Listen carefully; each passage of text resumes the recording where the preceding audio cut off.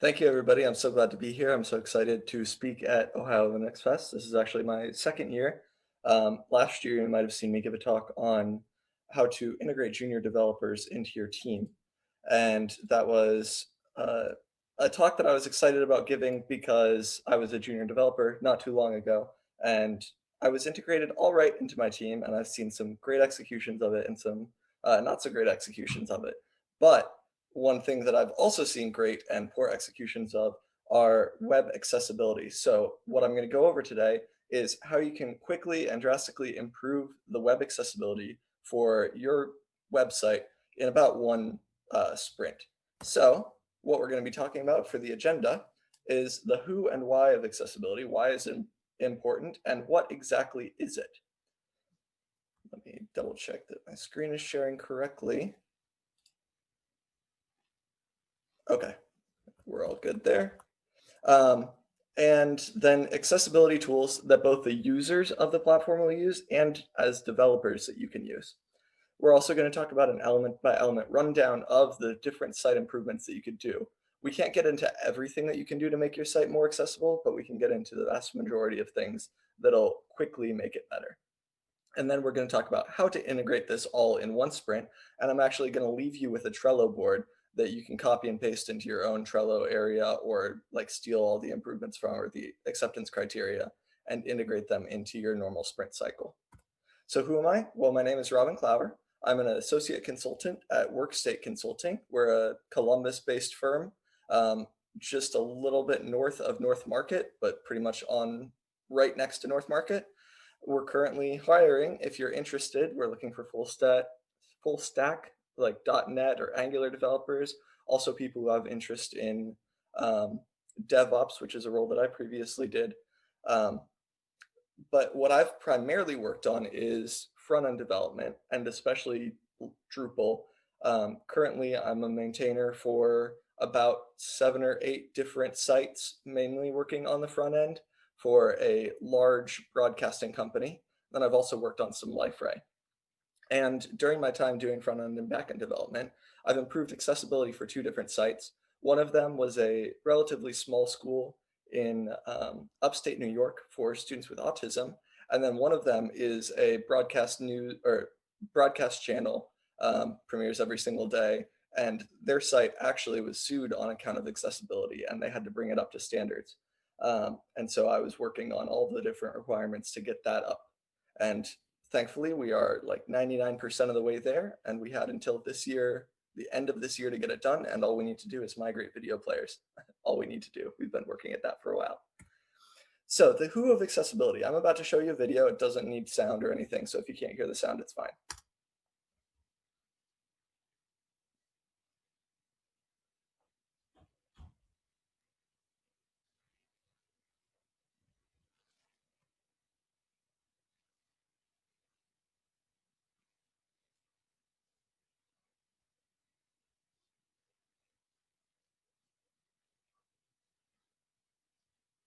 So that is a Twitch streamer. He goes by the name of Rocky No Hands.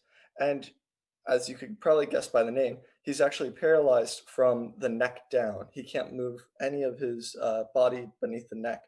And so what he does is he plays video games, which he was really passionate before getting disabled, using this controller.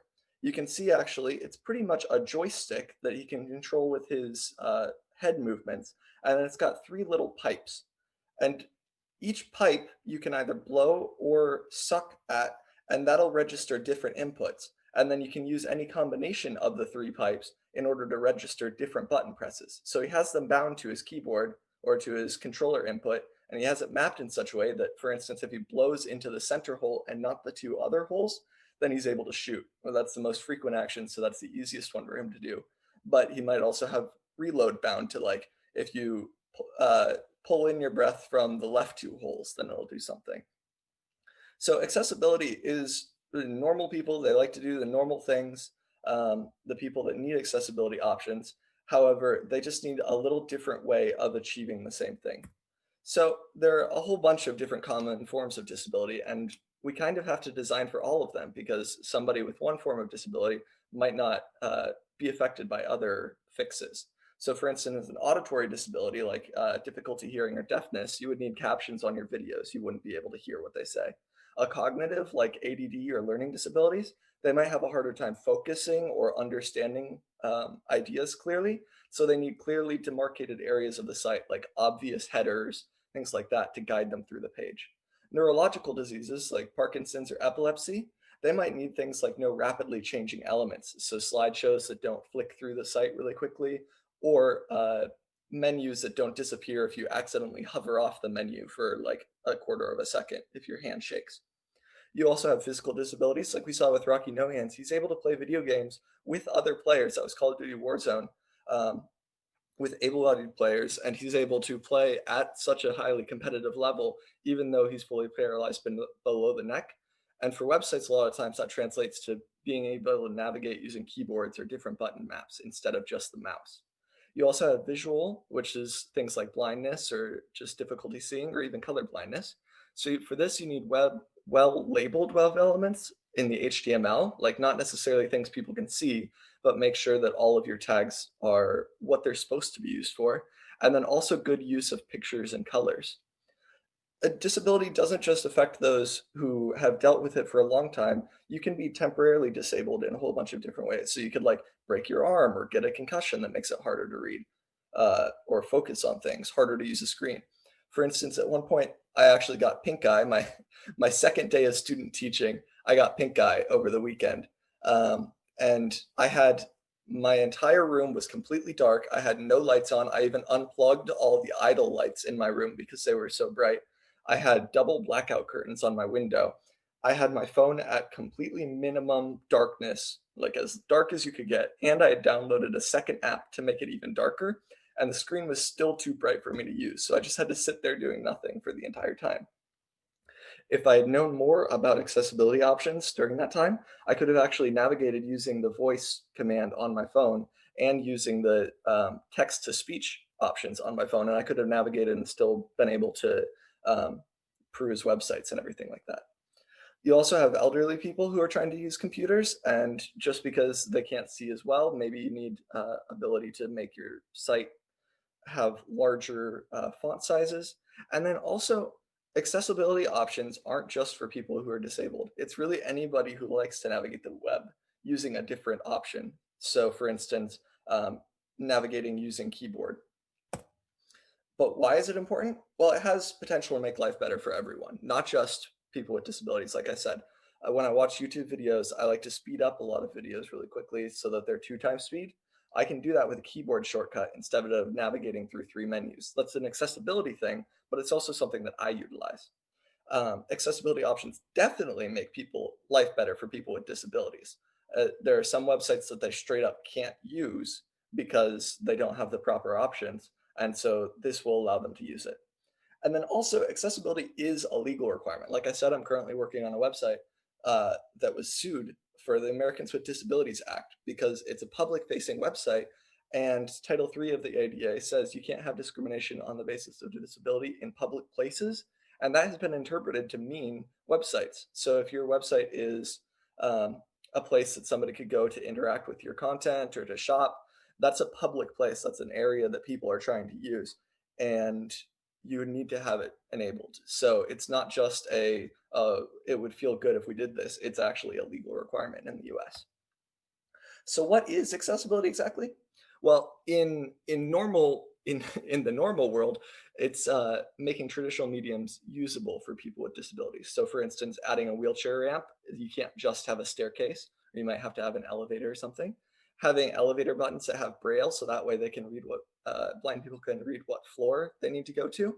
Closed captioning on news channels a lot of times at like airports and stuff. It's nice that you can read it from afar, but you actually really need that if you can't hear. And then in terms of web specifically, we have the Web Content Accessibility Guidelines. And these pretty much say what you need to do in order to make your website accessible for pretty much anybody with a disability, regardless of what type of disability they have. And there actually is no federal statute that says like these are the different requirements. The federal statute for ADA basically just says we need to use the Web Content Accessibility Guidelines. They're created by a nonprofit, but they're the ones that are federally recognized as what you need to adhere to. So, accessibility tools for computers. Well, people who are disabled can use things like keyboard navigation. I've talked about that a little bit. Using tab to navigate through a website instead of using your mouse, or shift tab to go back up. There are screen readers like Orca for Linux, is a global screen reader that works for all your different applications. There are also browser specific readers like Chrome Vox is a extension that you wouldn't know about because it ships with Chrome, and you can enable it using some hotkeys, and it's just anytime you install Chrome, you have the ability to turn on your screen reader. You can also set different browser settings or default options. So for instance, you can automatically make your zoom scale 150% or 200% for every single website you go to. There are browser extensions that you can use for helping make sure that you have accessibility figured out. And as a developer, there's something like Site Improve Accessibility Checker, that's for Chrome, and that will do an audit of the page that you're on, and it'll tell you all of the different areas that need improvement for accessibility. So for instance, oh, this you've gotten a repeated ID, or you have this other image doesn't have the correct tags. Then there's also color contrast analyzer, and that will tell you where your colors aren't distinguished enough for people with color blindness or difficulty seeing to be able to use your website effectively. So now we're going to talk about some common site improvements. And what I'm going to do is I'm going to go through a whole bunch of different areas of websites that have normally some problems with accessibility. And then I'm going to frame it in terms of, at the end, how you can fix that all in one sprint. So before we get too far into it, I want to do a little exercise. So if you'll please go to, you can minimize the screen, I'll talk out loud, I'll read the instructions out loud. Go to bbc.com on your favorite web browser, and then click on the first news article that, that doesn't have to do with the US election. And don't click anything else after you click on that article. Okay, go ahead and now click tab once. And look in the top left-hand corner of your screen, you should see a little box up here around the BBC logo. And click tab one more time. A little button should have just appeared that says something like skip to main content. And that button, it wasn't there before, but now it's there. Go ahead and click enter once. So your screen should have shifted down a little bit. And now you should be like maybe on the first hyperlink in the article. So maybe like the author's name or something like that. All right, go ahead and refresh the page and don't click anything again.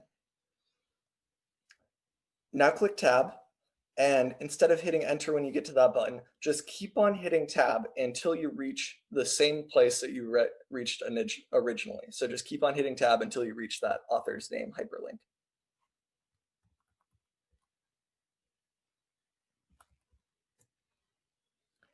Okay, so that probably took you like it took probably around 3 or 4 button presses in order to do it originally, and now it took you like 20 to get through, but just because there are so many menus. So that's the power of good accessibility that you honestly wouldn't know about if you'd never seen that feature before. And you can come back to the slideshow now.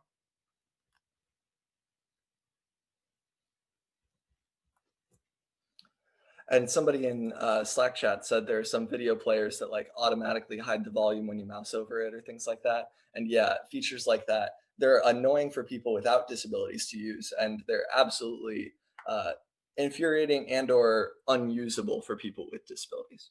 So in tabbing, the general principles are you only want your interactable items to be tabbable. You don't want to have to tab through like every single thing on your site. Especially there are some like ads that get in there, and abs have like 50 billion different elements wrapped up in one iframe. And if you had to tab through every single one of those, it would be horrible. So generally links are automatically tabbable, menus are automatically tabbable, but divs, headers, paragraphs are not tabbable.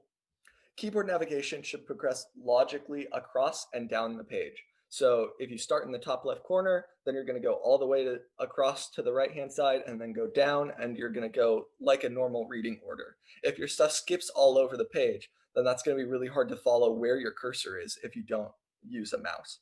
A common area that I see this is people will have their logo in the top left-hand corner and then like their social items in the top right-hand corner, and there's a menu between them, and it'll skip from the logo to the social menu to the regular menu. That's a no-go. It should go from left to right.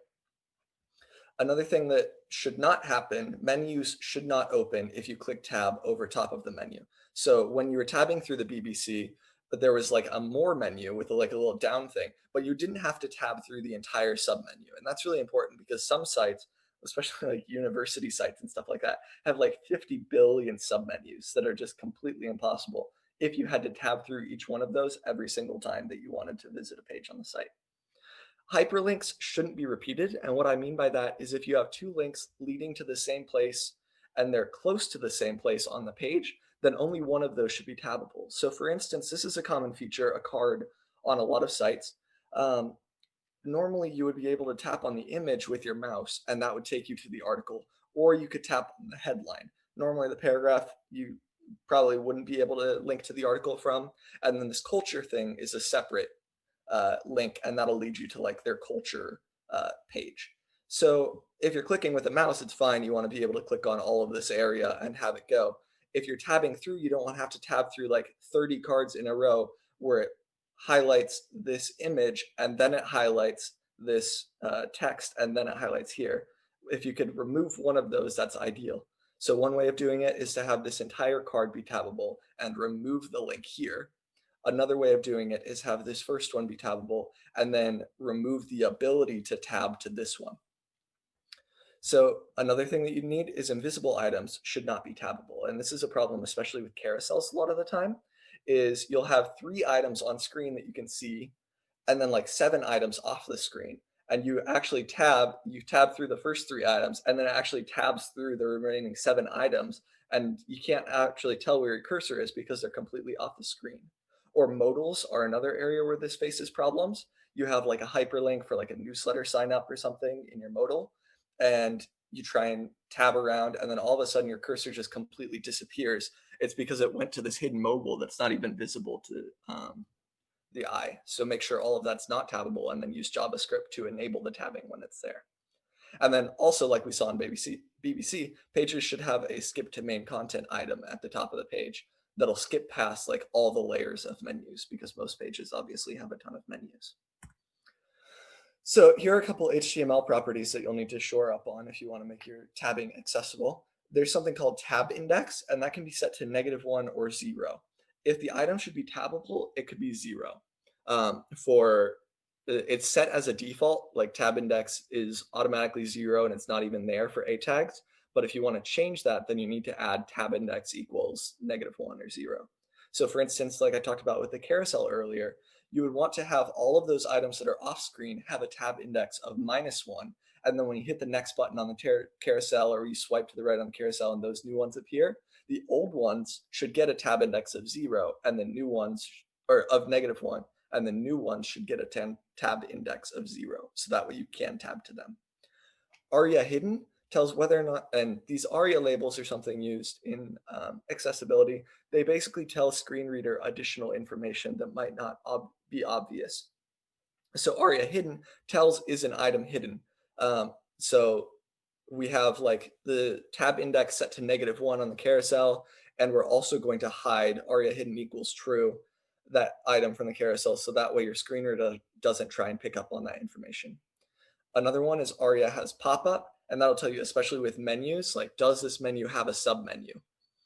And ARIA expanded, if it has a submenu, then is it expanded? So for instance, if I'm using a screen reader and I go to this site, it might say a list with 4 items. Third item, healthy living, button collapsed. And so what's that telling me is, okay, I'm on the third of 4 items in this menu. It's called healthy living and it's a button, but it is collapsed, which means that there's stuff that can expand out from it. And so if I click down and expand it, it says list with 4 items, third item, healthy living, button expanded. So now we know there was a state change and it is now an expanded item. So we want to make sure that our menus are logical. So we've got a demo menu here. It's got an about, an admissions, and an academics page. And then this menu has some submenus. So remember earlier when I said you want to make sure that only the top level menu items are naturally tabbable because you don't want to have to tab through a whole bunch of submenus. You can see what they're doing here is they have their A tag is a menu item. It has a pop-up. We know that it should expand. ARIA expanded should be set to true. I took the screenshot at a slightly different time because it is currently expanded. And the tab index is 0 because we want to be able to tab to this top level menu item. However, the menu beneath it, like overview, it should have a tab index of -1 because we don't want it to be tabbable. And then it also doesn't need to have anything like ARIA has pop-up or ARIA expanded because it's not, it doesn't have submenus. But you can see the facts should have ARIA has pop-up true, ARIA expanded false because it has a submenu that's not currently expanded. And so these are the type of things that we'll need to change to dynamically with JavaScript. So if you like hover over the menu item, then all of a sudden it should change those different tabbing indexes and ARIA has pop-up, ARIA expanded, etc. So that way the users are told about the state change. And it shouldn't just be for hovers, it should also be for focus. If that item receives focus, then we're going to change those. Bonus tip, flyout menus like this, if you hover over them, they should have a slight delay before collapsing. So I think we've all probably done something where you hover over a site and then you try and go down to the next part of the menu and it like disappears on you on accident because maybe you moused out of it for a little bit, maybe it like didn't stick around. If there's an ever so slight delay, it doesn't look quite as great, but it means somebody who has like a shaky hand, like Parkinson's or something, the menu doesn't disappear on them when they accidentally swipe out from the menu. Okay, so next up we're going to talk about headings. So there should only be one H1 tag per page, and there should be exactly one H1 tag per page. So this is really easy on most sites. If you have like an article, the article title should be the H1 heading. It's a little bit harder on the homepage of some sites, like on a news site or something, you have a whole bunch of different articles all there. Maybe you just make the very first like presidential election results. That should be your H1, and then all of the other ones will not be an H1.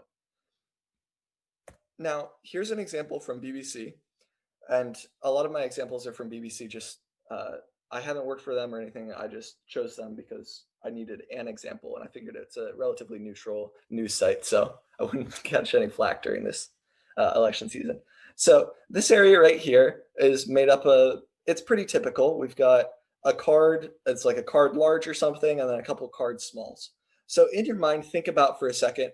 What are all of the headers that you see in this area and try and pick out how all of the headers that you can think of.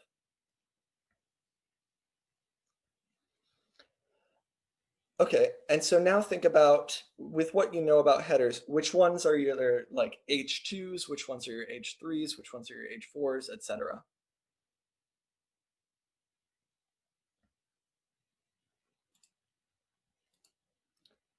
Okay, I just revealed them. This top one, even though it's smaller than this next one, is actually an H2. This one, even though it's larger than all of these, is actually an H3. And if you inspect the BBC, you'll actually see that. And that's because headers should progress logically through a page. So H2s should be nested under H1s, H3s should be nested under H2s. And I know when I started development, I always wanted to use the one that closest matched what was the styling we were looking for. So like in this, I probably would have said this is an H2, this is an H3, then these are H4s or something. No, it should progress logically, and then you use styling in order to change all of those elements. So this one, even though it's the exact same as these, it's an H3, it's styled slightly differently. But what this tells screen readers and navigation is that this is the next most important thing. This is a sub menu or a section, and all of these are sub areas of that section. I'm getting quite a few Slack pings, so I'm just going to double check that everything's still working well. Okay, we're all good. Okay, and then assistive text readers are able to skip based on this, and they'll tell you like header 3, the cell that saved 10 million lives, and you know, okay, that it makes sense logically. Next up, we're going to talk about colors. There's a popular game right now, you might have heard of it, it's called Among Us, and the characters in Among Us are denoted mainly by their color. It's a social deduction game, kind of like Mafia, if you haven't heard of it, where there are a couple imposters among the crewmates, and the crewmates are trying to solve things. but generally you have a period after you see a dead body that you're trying to figure out who the person was that killed him. And in Among Us, a lot of times you say the person's color, like, oh, I saw red kill the person. Well, that's all well and good if you do not have color blindness. But this red definitely doesn't look red to somebody with this color blindness, for instance. It looks gray. It looks the exact same as this color and this color and this color. So you're just not going to be able to play the game pretty much unless you have very specific character names of the people playing. And this is important because 8% of men are colorblind. For some reason, there's actually a pretty big gap. It's like 0.5% of women are colorblind and 8% of men. And so you need to make sure that your website is designed for people who have color blindness. A good way of doing that is making sure that colors should have a contrast of 3 or greater. And what that means is there are websites like this, that's what the hyperlink leads to. It will tell you how contrasting the colors are if one of them is in the foreground and one of them is in the background. So for instance, this is 3.2. It's the minimum requirement is 3. The ideal requirement is 4. And you can see it's very clear reading right here that how to use. It's it's pretty easy still reading this area, but there are some sites that I've seen that just use like a light yellow background and then white text or something. It's just I can't read that text and I don't have any difficulties with my vision. Another thing that's important is links can't just use color. So you notice this link right here has both a color difference and it has an underline. And that's really important because somebody who is colorblind might not be able to tell that the link is any different color. And so they're just going around and they're like, oh, I wish this article had some hyperlinks. And it's like, well, the article does have a ton of hyperlinks. You just can't read them. And you can style it pretty cool. You can have cool underlines and all that stuff, or you could even make it like bold, or Wikipedia obviously has the normal like annotation thing. Those are different ways that you can indicate that there is a link there. And then also, forms shouldn't just use color for info. So if you got rid of this is a required question right here. I failed this form and I got a red outline here and then a red underline. But if you don't have the ability to pick out red, or red looks like green to you, then it looks like this was a successfully submitted question if you don't have the this is a required question element. So make sure your forms don't just use color for info. The next thing we're going to talk about is images. And this is my adorable little puppy, Bernie. And if you look at them for a while and think about it, what's the difference between these two images? What do you see that's different here?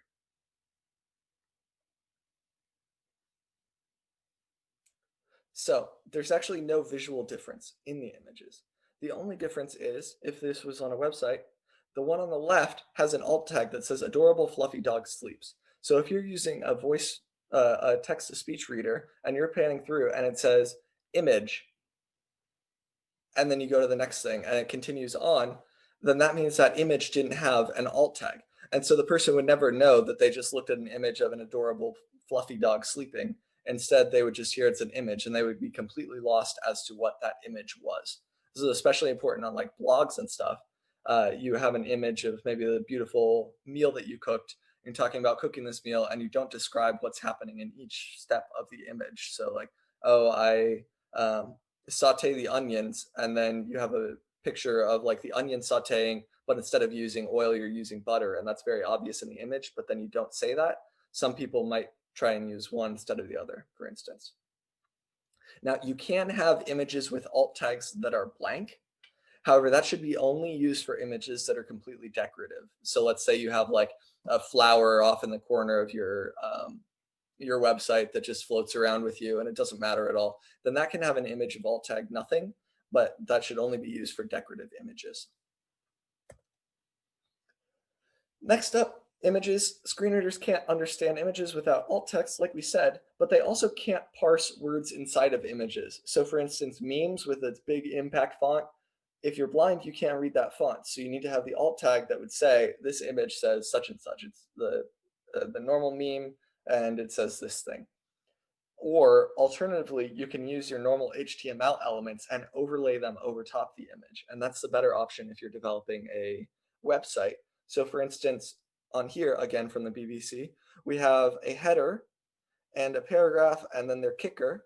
All of them are overlapping the white background of the penguins, but you'll notice there's actually like a gradient that goes from the bottom of the text about halfway up the screen of the body of the image. And even though the science and environment is like a pretty light gray text and is pretty much the exact same color of the snow as the background, it's still very clearly readable.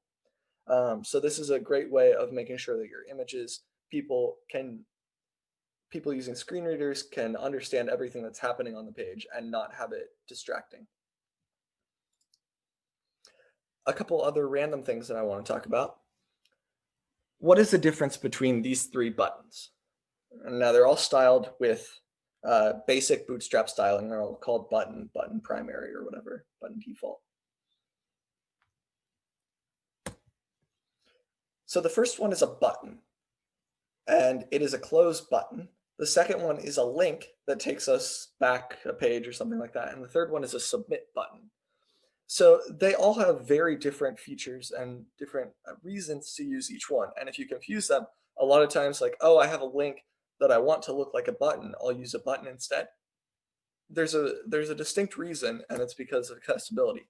Buttons are for actions. So something like a X to exit out of a modal should be a button. That's an action, you're closing that modal. Or like on a carousel, the next item should be a button.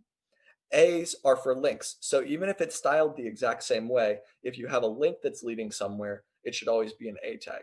And then inputs are for your forms. So input type submit. You don't want to be submitting a form with a button because somebody might be expecting something else like that to happen. Focus and hover are pretty much synonymous and should be made synonymous in all your CSS and JavaScript. So like I said earlier, if you're hovering over a menu item, you also want to make the same thing if you're focusing on that menu item, you want to expand it as well. Somebody using the keyboard isn't necessarily going to hover over all the elements. Instead, they're going to be tabbing through all the elements. And so you need to have the same behavior for both. All IDs on your page should be unique IDs. You shouldn't have any duplicated IDs on your page. This helps people navigate the website. It also helps with your labeled attributes. Like you might have a form item and the label is labeling it and it's labeling this unique ID element of the form. So if we're talking in terms of fixing everything in one sprint, carousels in general are a nightmare for accessibility and they're really hard to do. They're out of scope for the sprint. I would say probably like half the work I did for the website that I was improving that had been sued was for the carousel that we were using. And then also videos are hard and out of scope for the sprint. So videos you're probably not going to be able to make accessible short of completely revamping your video system and swapping to a new video system.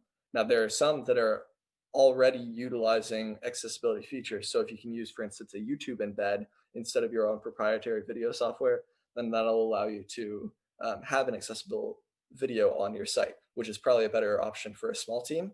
But if you're a site that's based on ad revenue and everything like that, then honestly, you need to have a frank discussion with your product owners or whoever's in charge of your site to get a video system that is accessible. Because like I said, it is something you could be sued for. This is an instance of the CSS. You've got your A hover and your A focus should all have the exact same things. Every time you have hover, have focus right next to it for both JavaScript and CSS.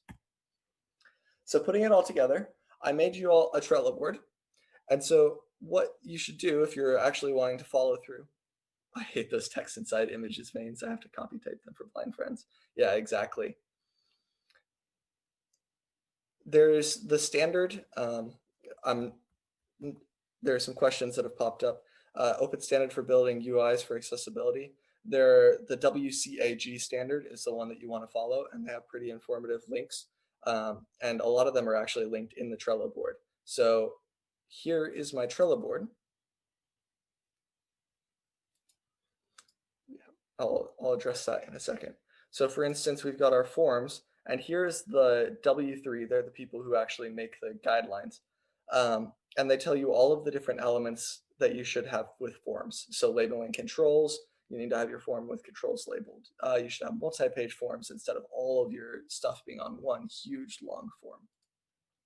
So this Trello board has two elements. First, you can duplicate this board. And if you're logged into Trello, there will be like a show menu over here, and then there will be like a duplicate this board. You can copy, duplicate the board, or you can just copy and paste all the different elements. Then what you're going to have to do as the person who is interested in this, or you'll have to assign somebody to this, do a spike and audit all the different elements that you'll need to fix in the to-do column. So there are some elements that on your site you're already going to be good for. You've already finished. There are other elements that you didn't know were a thing and now you learned. And so you're going to have to go through and manually figure out all the different problems on your site. The good thing is that you're going to be able to use some tools to use this. So I talked earlier about some of the Chrome tools that you have. One of them is something called Site Accessibility Checker. So I'm going to go on to skinnytaste.com. It's not a site I've worked on. It's just a site that I get a lot of my recipes from each week. And they're my example because for the most part, they've got really good accessibility. If you're on their mobile site, they have a little pop-up that has accessibility options. But we're going to do a little audit of their page. So I'm going to click this and it's going to show up all of the different areas on the site that aren't quite great. So you can see it shows up things like use of color. Link is identified only by color. Let's see where that is.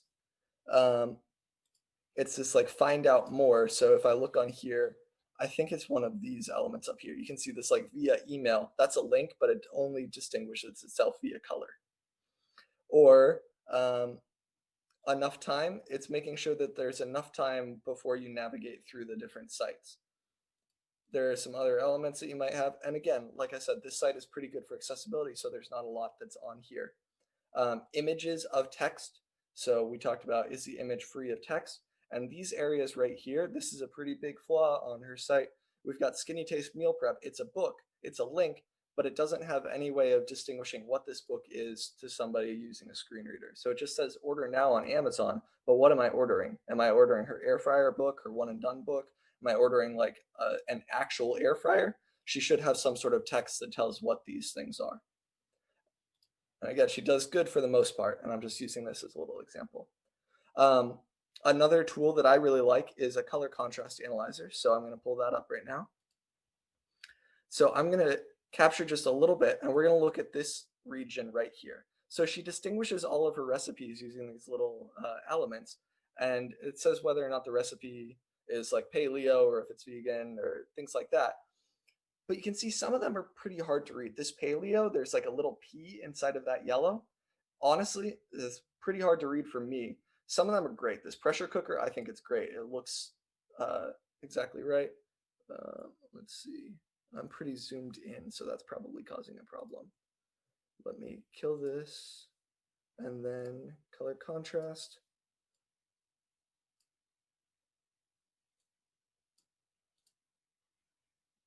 Okay, so I don't know why it's offset, but you're able to see it did like a little mask.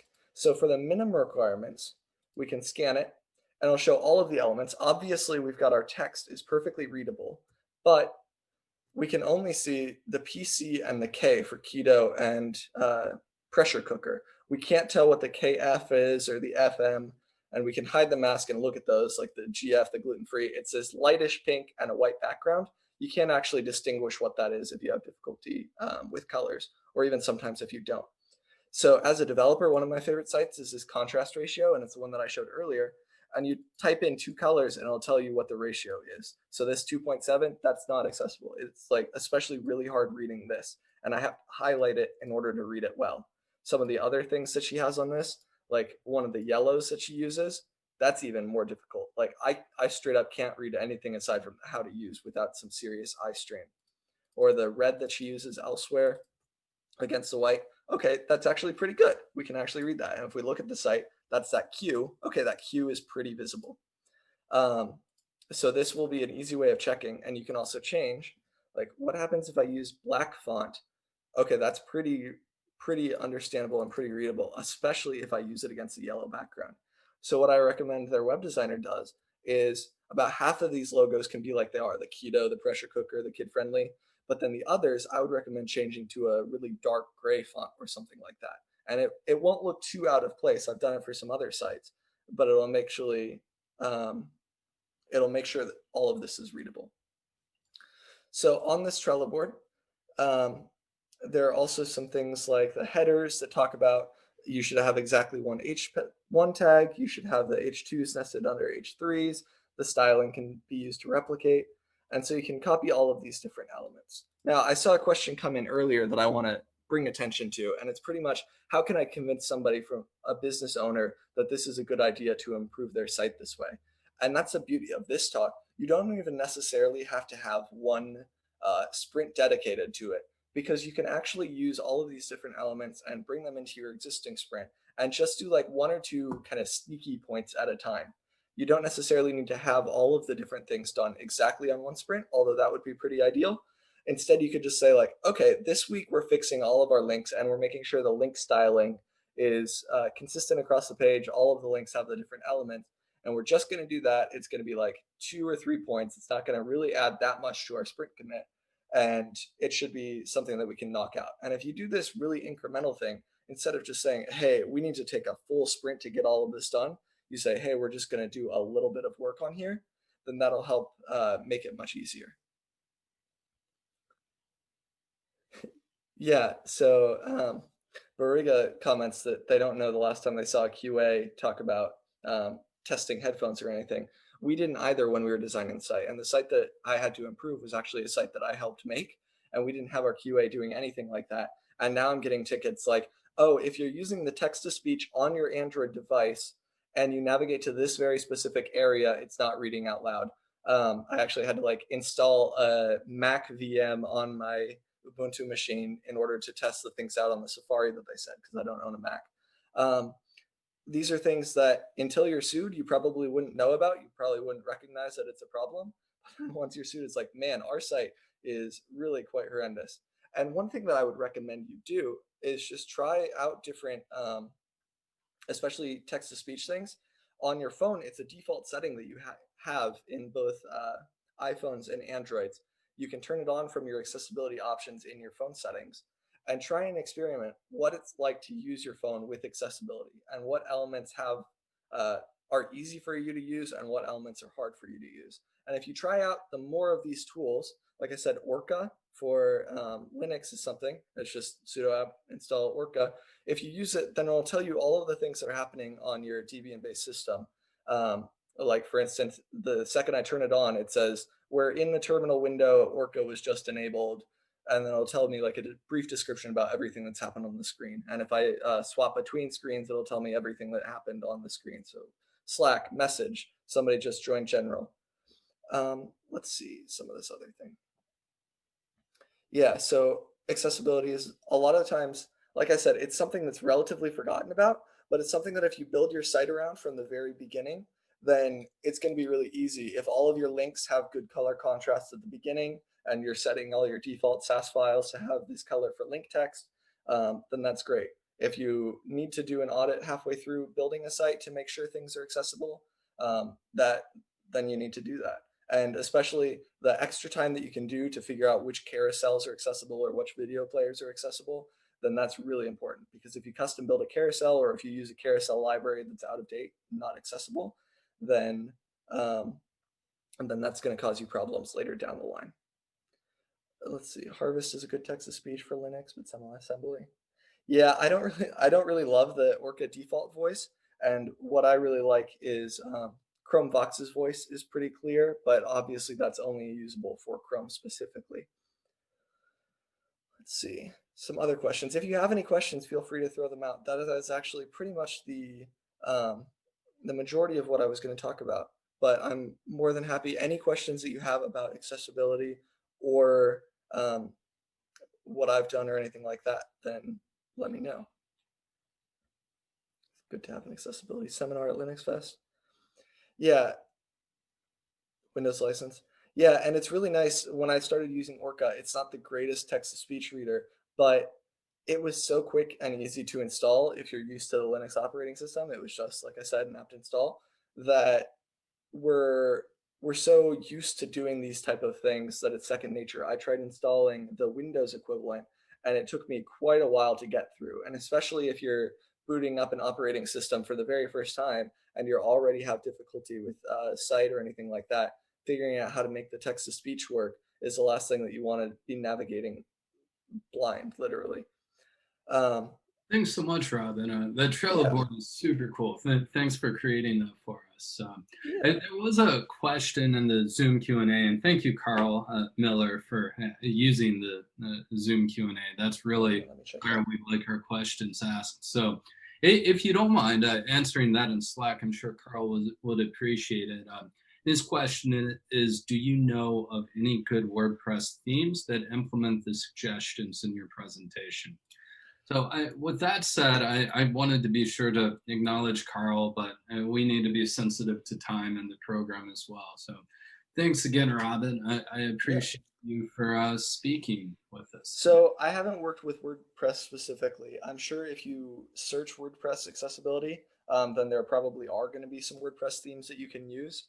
But I don't know any specifically off the top of my head. If Well, anybody in chat has feedback or WordPress suggestions that they've used in the past, I'd be more than glad to hear them. I also see some people talking about accessibility in video games, and that's one of the things that got me excited about it. There's a series of YouTube videos by a guy named Game Maker's Toolkit where he talks about accessibility in popular video games that have been happening. And the push for accessibility options in video games has been made pretty strong in the past couple of years. And some of the games that are really great for it, Last of Us, I see mentioned that has like completely customizable difficulty options. So maybe some of the enemies are easier to kill than they would be by default, but the puzzles that you're experimenting with are going to be harder because you can do the slow puzzles, but you can't do the shooty looty stuff. Or a game that I played a lot of was Celeste, and that's a platformer game, and it allows you to um, change the options. Like you can have multiple of the fast movement mechanic before touching the ground instead of just the one, or you can turn off like dangerous spikes to where you can land on them and not be hurt. And I actually had to do that to beat the most final level. It's like a 5 minute long screen, but I was like, I can't beat this the regular way. I'm just going to turn this on so that I can see the true ending of the game. It's something that was useful for me as an able bodied player, but it's especially useful for somebody who has problems with accessibility. I know in Among Us specifically, it's a game I mentioned earlier. They are Hey, working on Robin, making I'm some. sorry not to be rude. We're 2 minutes past time. Oh, So we if you are. would, Okay. please continue the conversation in Slack. Yeah. Thanks Okay. again Thank you. for joining us locally, but virtually in Columbus, Ohio. Have a great one, Robin. Thank you. Thanks, everybody.